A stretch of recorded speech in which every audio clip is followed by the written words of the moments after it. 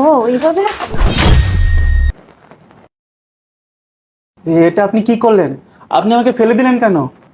এই ল্যাংড়ার বাচ্চা ল্যাংড়া, প্রতিবন্ধীর বাচ্চা প্রতিবন্ধী, তোর এত বড় স্পর্ধা, তুই নিজের পায়ে নিজে দাঁড়াইতে পারস না, নিজে কন্ট্রোল রাখতে পারস না, আর তুই কিনা আসছস আমারে বিয়ে করতে। আপনার মায়ের কাছে আমি শুনেছিলাম আপনি অনেক ভালো, সুশীল, ভদ্র মেয়ে। তবে আমি এখানে এসে দেখলাম যে আপনি একজন অহংকারী, দেমাগী একজন মেয়ে।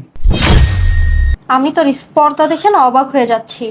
আমার মা বলছে বিধায় তুই ল্যাংড়াতে ল্যাংড়াতে আমাকে বিয়ে করতে চলে আসছস? হ্যাঁ, তুই তো বিয়ে করবি তোর লেভেলের একজনকে, আমার সাথে কি তোরা যায় নাকি? ল্যাংড়ার বাচ্চা প্রতিবন্ধী কোথাকার চলে আসছে আমাকে বিয়ে করতে।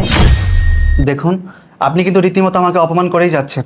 এই ছোট লোকের বাচ্চা, তোর কি মান আছে যে তোর অপমান করব?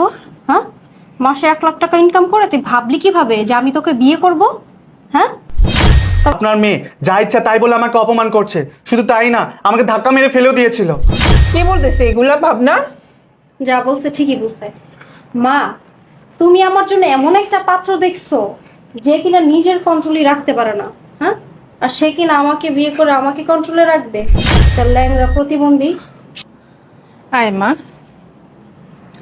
আসসালামু আলাইকুম। বস। ওয়ালাইকুম সালাম।